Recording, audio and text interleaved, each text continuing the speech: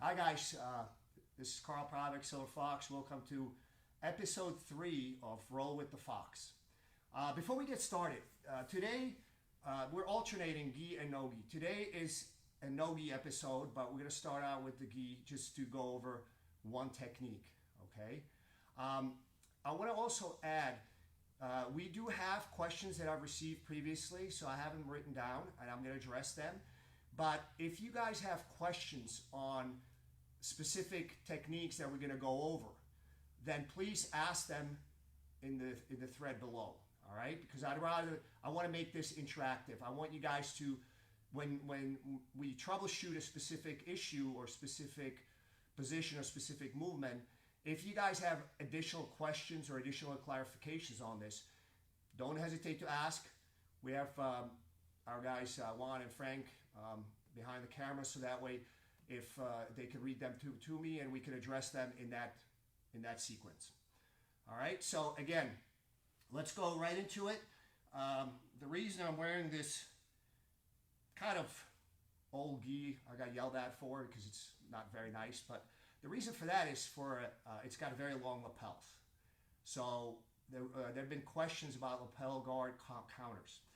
So I wore this gi because it's got a long lapel, so I want to make sure I give Enrique to set up the best lapel grip that he could possibly have, and then we're going to counter it, okay?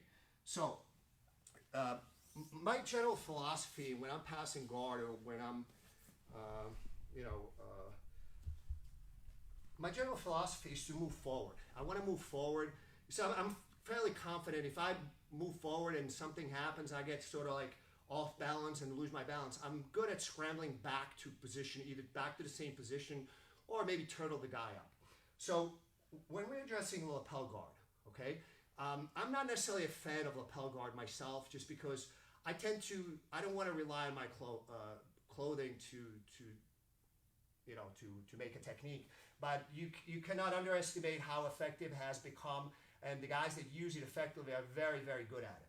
So guys, first thing, again, in Jiu-Jitsu, this is a very, very big principle. I believe Benjamin Franklin said it, an ounce of prevention is worth a pound of cure. So again, if I feel that he's setting it up, what I want to do is I want to push this leg down. Once I push this leg down, it's effectively been nullified, okay? So again, I try to intimidate my opponent, try to make myself look large. Instead, he takes advantage of my free gi and starts to set up lapel guard. My first order of action is to try to shove that foot down. If I can do so, that will be nullified, okay? Now, that is not the question though, because I'm pretty sure everybody that's on already knows that and can deal with it. But, so let's look at what happens as I try to push the foot down. Enrique actually sets up and I wasn't successful. Now, watch his grip. There is stuff out there, for this grip. It's a good grip already, but it's not as good as the inverted grip. This is a stronger grip. You can see how he's pulling me in. It's harder for me to get under his arm.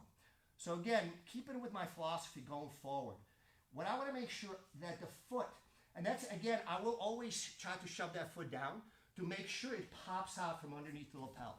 So if everybody can see it, it's popped out. I don't want to have it tangle up in the lapel. So when I shove his foot down and I fail and he gets his grip, the foot is out. So now I'm going to continue to drive forward. As I'm driving forward, I'm going straight into a knee bar. At this point, I will adjust my angle depending how his reaction is, but this is a very strong knee bar, okay? So let's look at it again from a different angle. So, when your lapels are hanging out, okay, I tried to shove the foot down. I failed. So even though I failed, I already made sure that his foot is sticking out. Now I'm going to drive forward. I can post on him, I can post on the floor. I'm going to drive forward, and now I'm going to change the angle. I want to make sure that the kneecap goes on the proper side of my body. And now you don't necessarily have to close your legs in a triangle, and the reason for that is I want to make sure that my foot is on the ground so he cannot turn and now have a very strong knee bar.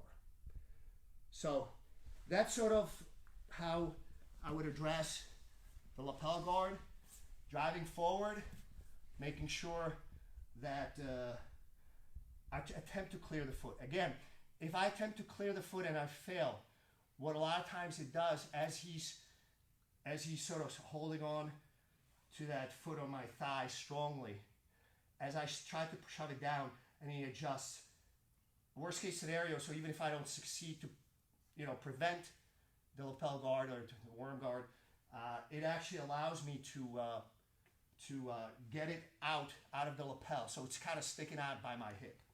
So let's go over it one more time, guys. So I'll try to shove the foot down.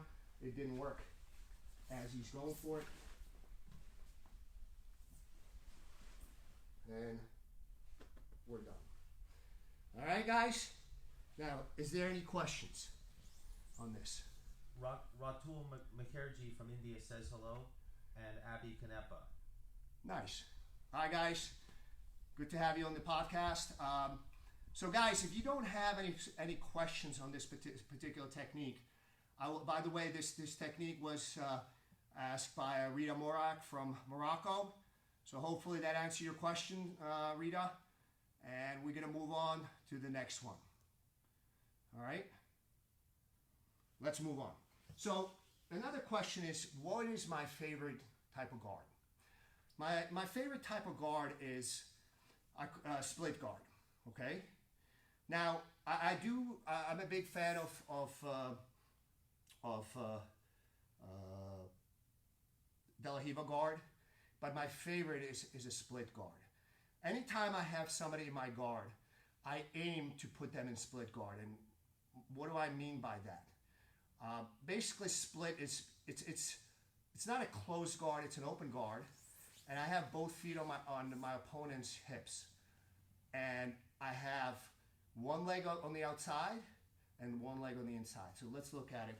So anytime I have somebody in my guard, a lot of times the guy will start with his hands on me. All right? So with the gi, I may have to strip and get his hands off. What I'm looking to do is put one foot on the hip. I'm going to push out, other foot on the hip, and this is what I call split guard. And the reason it's split is because, again, I have one leg outside, one leg inside. Okay? So you can see that how this is a very offensive guard. All right? Now, this is a good time to go back into the no-gi format. So somebody cue any music. Caesar Lara says hello from Florida. Hi, Caesar. So this kind of guard works, gi or no-gi. It actually works even better with the no-gi because I don't have to do any grip stripping. By the way, the favorite guard, it was asked by Aaron Siskin. So hopefully this will answer your question. So let's look at this split guard again. So anytime, whenever I'll close a closed guard.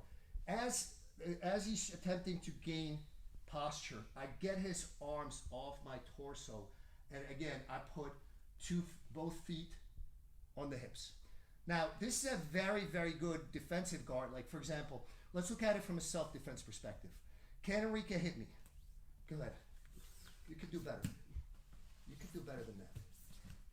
Okay? So he cannot hit me. All right? Now, can he back out? It's very difficult. Very, very difficult. Okay? Now, can he come forward? So even if Enrique was 300 pounds, okay, I may not be able to push him back, push him off me, but he's going to drive me along the mat. So this is my favorite guard. And the reason for that, so it's very, very, very, very strong, both defensively as well as offensively.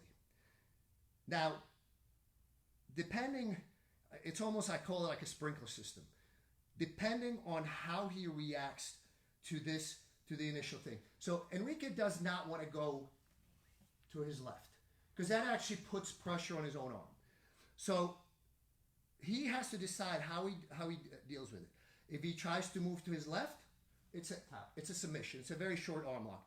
You will rarely, if ever, get that. Sometimes you will, but a lot of times what happens, they will defend, and they will defend by turning away from you. So if he turns a little bit away, I can have a triangle. Okay. If he turns a little more away, I can hit him with Omoplata. Okay.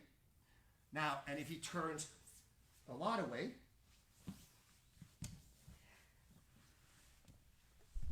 it's an inverted arm lock. So again, that's it. This is a very, very strong guard. So this is my favorite guard. Let's look at the options again. And the best part about it is that when you set it up, when you first sort of start this particular guard, you have a lot of offensive options. And your opponent has only one option, and that's to turn away. And how far he turns away determines whether he's going to be hit with a short arm lock, triangle, which would be my preferred, omoplata, or inverted arm lock. And again, any one of those he chooses, he's on the run. So the point is, I basically, once I set up this guard, he is on the run. I have the momentum. Okay, let's look at it again. So now I'm going to do it from the other side. So we start out, got a posture up. So he has good posture, okay? So what gives him good posture is his ability to post on my torso. Once I break his posture, once his hands go on the ground, almost by definition, his posture is just slightly weaker, okay? So this is a good posture, not so much, all right? So that's my first, once I set it up, now I'm going in, both feet on the hips. Again, can you hit me? Close, but not enough. Now, can you back out? Look, by no hands. So the point is even that this sort of grip is very strong, even without using your arms. But I will always use my arms anyways. So again, this is a short arm lock, all right? You will rarely get this, but he knows him going to this direction makes the pain worse.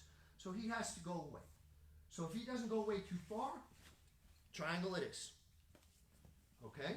If he goes a little further, omoplata is. Okay?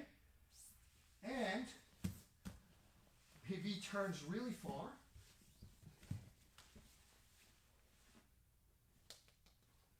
inverted arm lock it is. So he determines which submission I hit him with. So out of all the guards out there, the split guard is my favorite. Pretty much any time I have somebody in my guard, this is what I aim for. All right? Now, are there questions on this? Stephen Bongiorno is on. Hi, Steve. Akira Khorasani. Hi, Akira. I guess I assume Akira's in Sweden. That's the latest I've seen him. So guys, by the way, this is kind of important to also explain. There are differences between, the games of various tribes. My tribe is Renzo Gracie tribe, and Renzo Gracie tribe is sort of the historical sort of game is always been self-defense, MMA oriented, and a lot of the top grapplers, from the Renzo tribe, they will compete and then eventually try to make their way into MMA. Not a big fan of MMA, not because I don't like the sportsmanship and all this other stuff, but I believe that fighters should be treated way better by the promoters.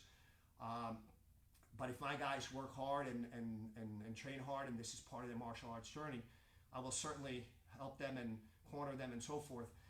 But also, if you can see, this guard is very, very effective. Both, and I also think MMA is probably the closest proxy to self-defense. So if you see this guard, it's from a self-defense perspective, MMA perspective, it's a very, very strong guard. Worst case scenario, if you really can't get anything going, worst case scenario, your feet on the hips, as the guy's driving in, you just push him off and you can get back up to your feet. So again, this is my favorite kind of guard.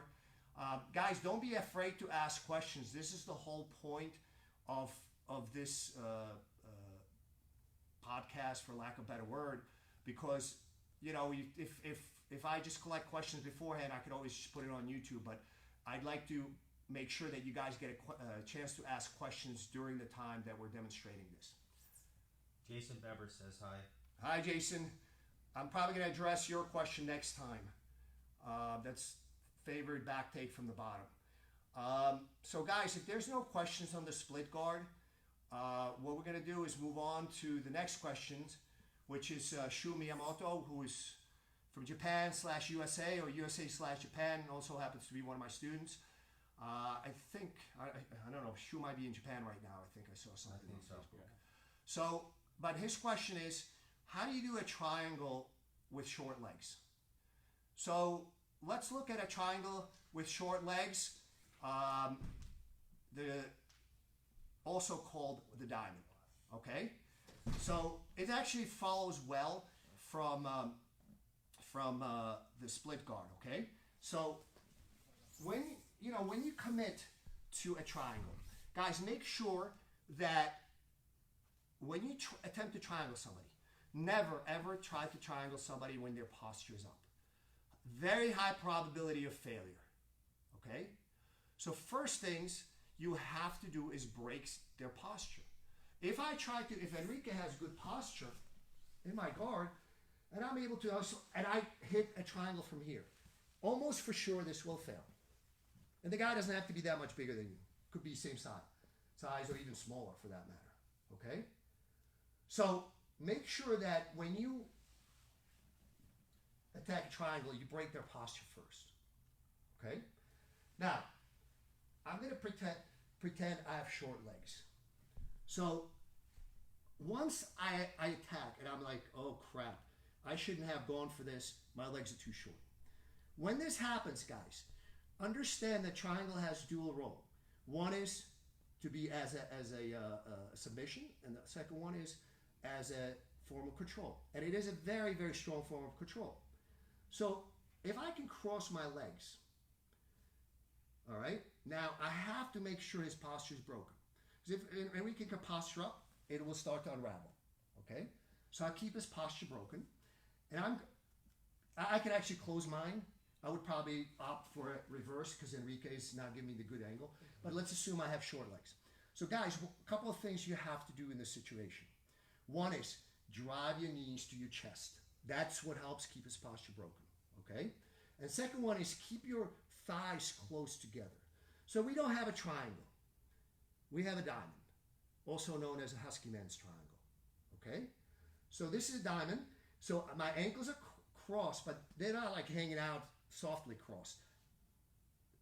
So in a weird way, I'm kind of crossing my ankles, which almost by nature flares out my knees.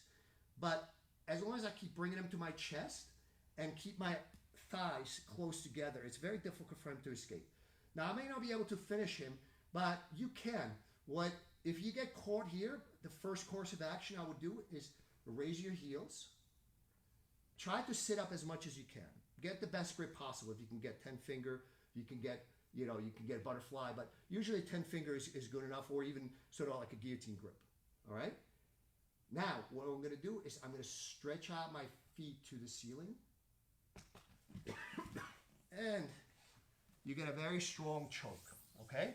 It is not quite as strong as a normal triangle, but it works very well, okay? So again, once you decide to commit to a triangle, make sure that you first control his posture. His posture has to be broken and has to remain broken.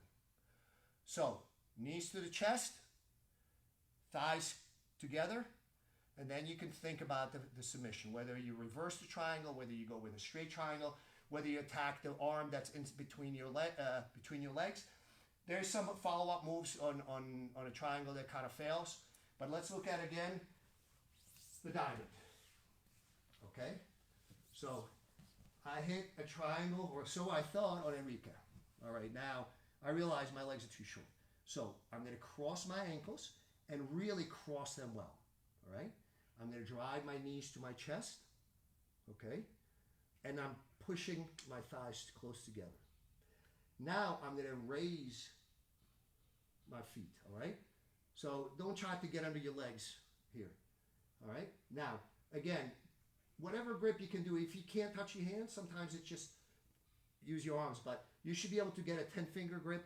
If I can get a guillotine grip, it's even better. And what I'm doing now, as my heels are up, I'm going to drive them to the ceiling.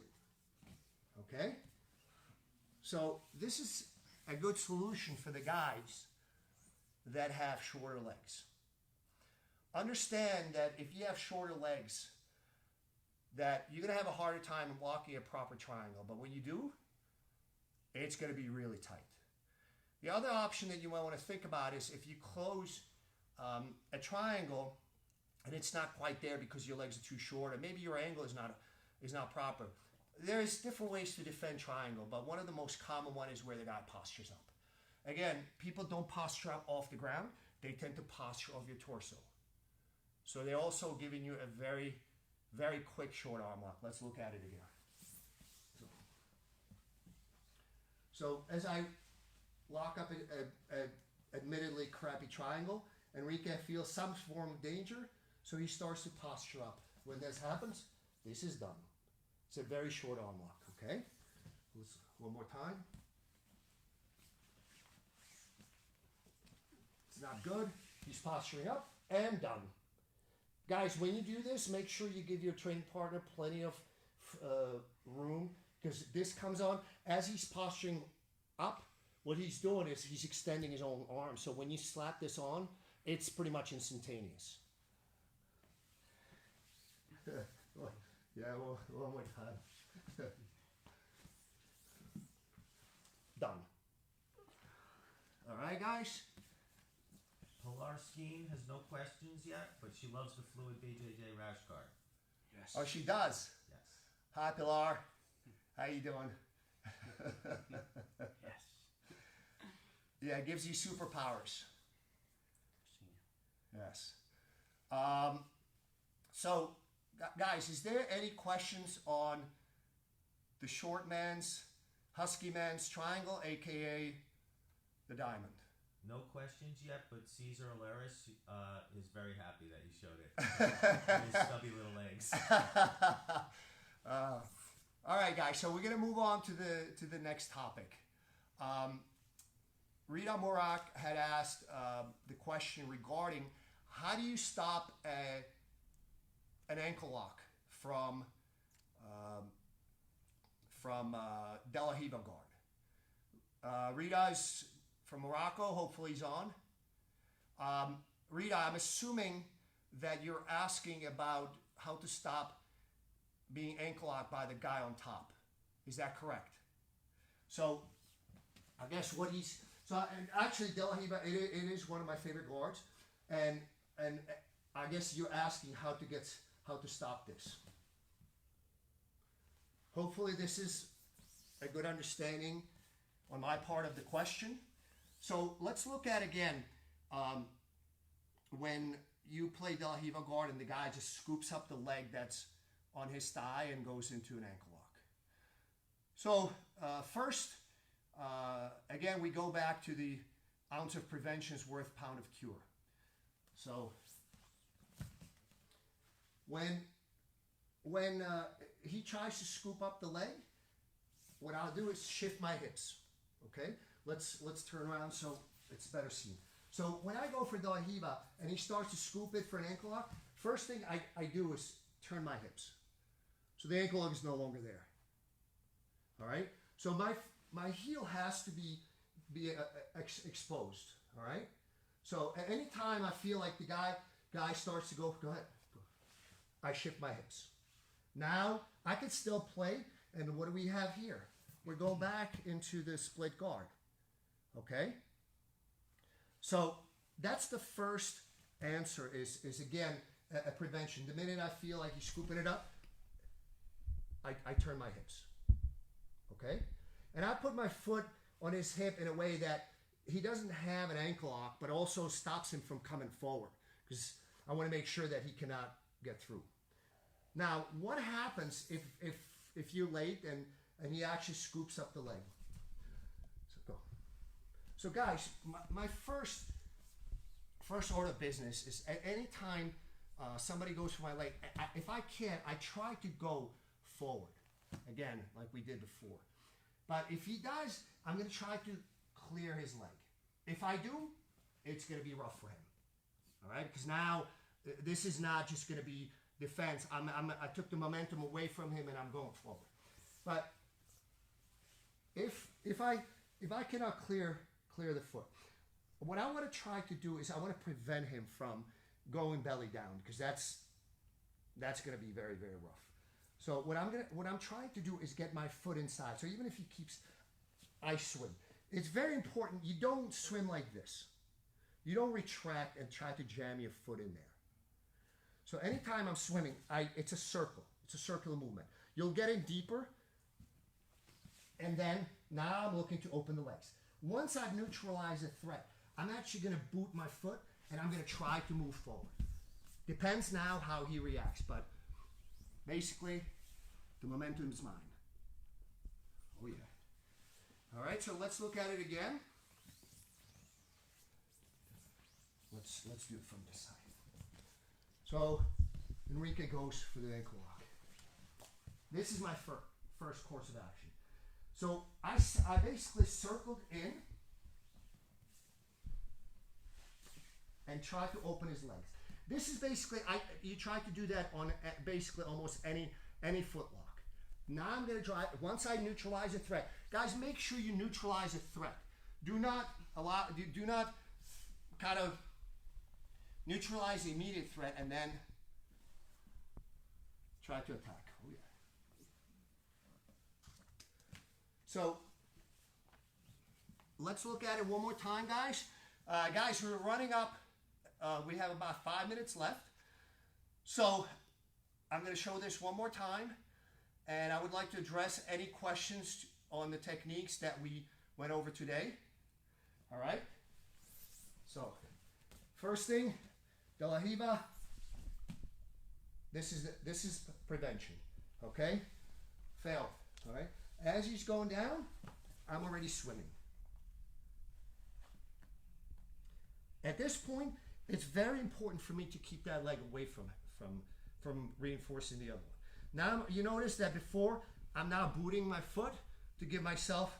Now, even if Enrique tries to reload, it's going to be very difficult. Even if I will no longer jump over, because now I'd have to put my foot down. It's more important to keep it where it is, and I just drive forward. Now, even if this results in some sort of a scramble, I should be in good position. Okay? So hopefully that was the question. How do you deal with the threat of being ankle locked by the guy on top when you're playing De La Riva guard? We only have about 2 or 3 minutes left, guys. Do you guys have questions on any of the particular moves that we went over today?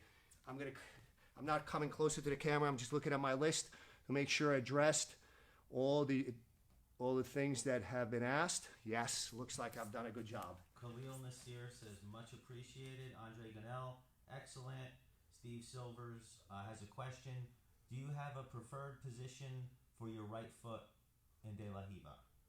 Right foot? Yes. Excellent question. So, yes.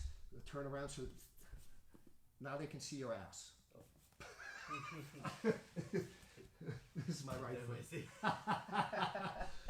So, yes, I don't want to be on the knee. It's too close to the knee. It's too easy to shove down. I also don't want to be on the hip because it's just too easy to strip. It's roughly halfway up his thigh. And don't forget, guys, when you put your foot, don't put your heel. It's easy. Make your foot like a monkey. Curve it. All right. So this is, and I can sit up. I can try to, But usually what happens is once I have this set up, what I'm going to try to do is, again, break his posture. And now I'm going to attack, again, the split guard. In this case, I went for Urigatami. This is another one of my favorite sort of attacking movements. Whether I finish here or not, it almost always puts the guy on the run. And usually it results either a sweep or a quick submission very shortly. So hopefully that addresses the question where I want to have the foot. Any other questions, guys? Reese says thank you so much, and Jen Duval says hello. Hi, guys. Thanks for tuning in, guys. We have about 30 seconds left. So before we close today's episode, I just want to remind you guys, again, this is a regular feature, first Friday of every month, 10:30 a.m. Eastern Time, which is the New York City time. The next episode is Friday, September 6th. Did I get the date right for a change? My students know what I'm talking about. All right, guys, thanks for tuning in. I'll see you next time.